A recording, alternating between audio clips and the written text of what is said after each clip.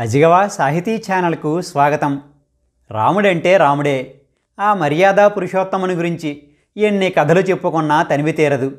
మన అజిగవలో కూడా ఆ స్వామి విషయాలు ఎన్నో చెప్పుకున్నాం. ఈరోజు కూడా మరో మనోహరమైన విషయాన్ని చెప్పుకుందాం. ఈ ముద్దులొలికే సన్నివేశం మన కవి సమ్రాట్ విశ్వనాథ సత్యనారాయణ గారు రచించిన శ్రీమద్ రామాయణ కల్పవృక్షంలోనిది. మన తెలుగువారికి తొలి జ్ఞానపీఠాన్ని అందించిన గ్రంథం అది. విశ్వనాథవారి రామాయణ కల్పవృక్షం వాల్మీకి రామాయణానికి యథాతథ అనువాదం మాత్రం కాదు. దీనిని వాల్మీకి రామాయణానికి భాష్యంగా చెప్పుకోవచ్చు. వాల్మీకి మహర్షి పెద్దగా విస్తరించి వ్రాయని ఎన్నో విషయాలను విశ్వనాథవారు ఊహించి వ్రాశారు. ఉదాహరణకు శ్రీరాముని బాల్యం గురించి వాల్మీకి మహర్షి పెద్దగా ఏమీ ప్రస్తావించలేదు. రాముడు పుట్టడం గురించి, 11 రోజుల తరువాత ఆ స్వామికి పేరు పెట్టడం గురించి, అక్కడ నుండి అన్నప్రాసన, చౌలకర్మ, ఉపనయనం మొదలైనవన్నీ సమయానుకూలంగా దశరథ మహారాజు నిర్వహించాడని చెప్పి ఊరుకున్నారాయన.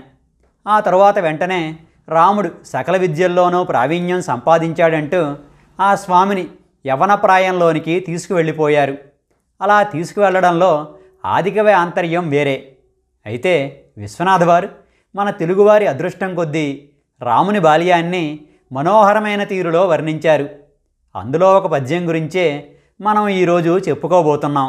సన్నివేశం ఏంటంటే, కౌసల్యాదేవి పసివాడైన రాముణ్ణి ఆడిస్తోంది. అప్పటికి ఆ బాలరాముడికి 2వ సంవత్సరం నడుస్తోంది. మనం పిల్లల్ని ఆడిస్తూ నీ పేరేంటి, మీ నాన్నగారి పేరేంటి, మీ అమ్మగారి పేరేంటి ఇలా సరదాగా అడుగుతూ ఉంటాం కదా.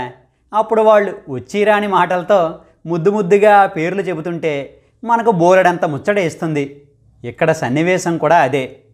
ఆ పద్యం: తానో లాములు తండ్రి పేరెవరయ్యా దాచాత మాలాలు నౌలే నా పేరన నమ్మగాలనగా నోలిందల్లి కౌసల్య తండ్రి నాగా ననబోయి రాక కణులన్ నీరువెట్ట కౌసల్య నవ్వుగానే కాణులే అమ్మనే అని ప్రభున్ కౌసల్య ముద్దాడిన్.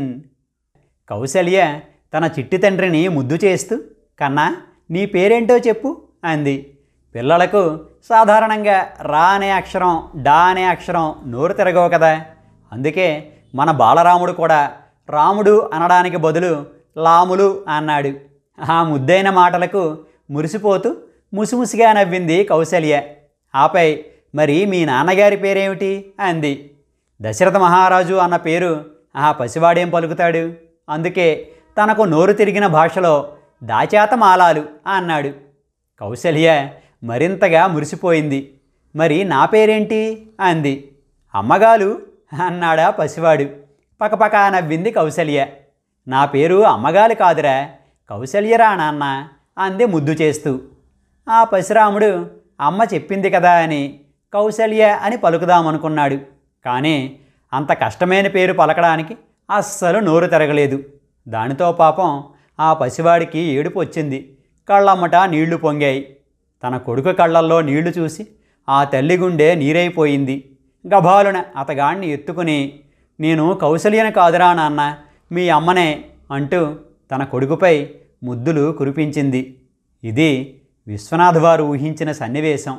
ఈ సన్నివేశాన్ని ఎన్నిసార్లు తలంచుకున్నా ఏదో తెలియని ఆనందంతో మనసంతా నిండిపోతుంటుంది. అఖిలాండకోటి బ్రహ్మాండ నాయకుడైన ఆ శ్రీరామచంద్రుడు కూడా ఒకప్పుడు చిన్నపిల్లవాడే కదా.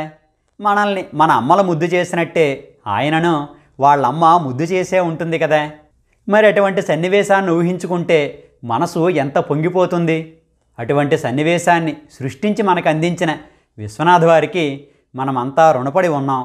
ఆ కవి సమ్రాట్కు, మన హృదయేశ్వరుడైన శ్రీరామచంద్రునకు నమస్కరించుకుంటూ ఈనాటి భాగాన్ని ముగిస్తున్నాను.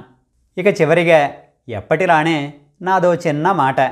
సాహితీ సంబంధమైన విషయాల గురించి మీలో ఎవరికైనా నా సహాయం కావలసి వస్తే rajanptsk@gmail.comకు ఈమెయిల్ చేయండి.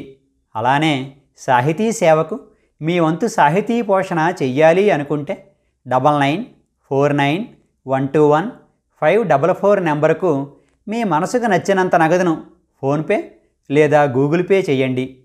ఇక ఈనాటికి స్వస్తి. మీ రాజన్ పీటీఎస్కే. అజిగవ అంటే అక్షరాన్ని పుట్టించిన వాడైన ఆ పరమశివుని ధనస్సు పేరు. మన అజిగవా ఛానల్కు సబ్స్క్రైబ్ చేయండి. సాహితీ మధురిమలను ఆస్వాదించండి, ఆనందించండి, మమ్మల్ని ఆశీర్వదించండి. మన భాష, మన సాహిత్యం, మన సంస్కృతి, మన అజిగవ.